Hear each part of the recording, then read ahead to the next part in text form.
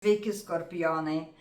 Na, sulaukite gero meto ir aišku, gal norėtumėt, kad tai būtų ant didėjančio mėnulio, bet ir šita delčia bus puikiai.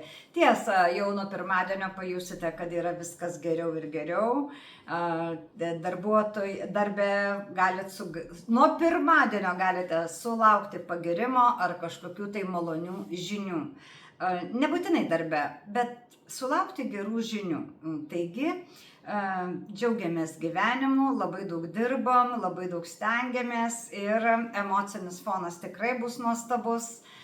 Todėl tie darbai kažkaip tai irgi nusidirbs labai gerai ir galit sulaukti labai didelio pagirimo. Taigi pagirimo ir tokiais periodais galite eiti prašyti algos padidinimo ar kažkokio tai,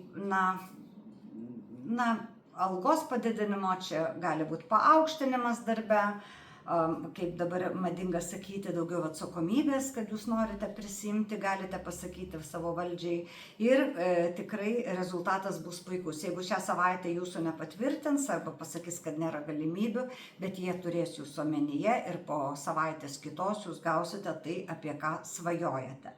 Taip pat puikus emocinis fonas, labai daug džiaugsmo, labai daug šiltų apsikabinimų ir tai nesvarbu, ar jums 100 metų, ar jūs ką tik gimęs, visais atvejais jūs jausitės labai labai mylimi ir tokį padidintą džiaugsmingumą, net euforiją galima sakyti, nes dar kartą pabrėžiu, ši savaitė jums yra pakankamai smagi emocinė prasme.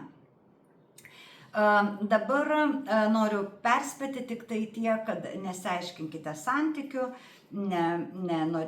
nemėginkite paprotyti kažko, nes nebūsite išgirsti ir bet koks neigiamas tekstas gali sukelti tik tai nepasitenkinimą. Ne konfliktą, bet nepasitenkinimą.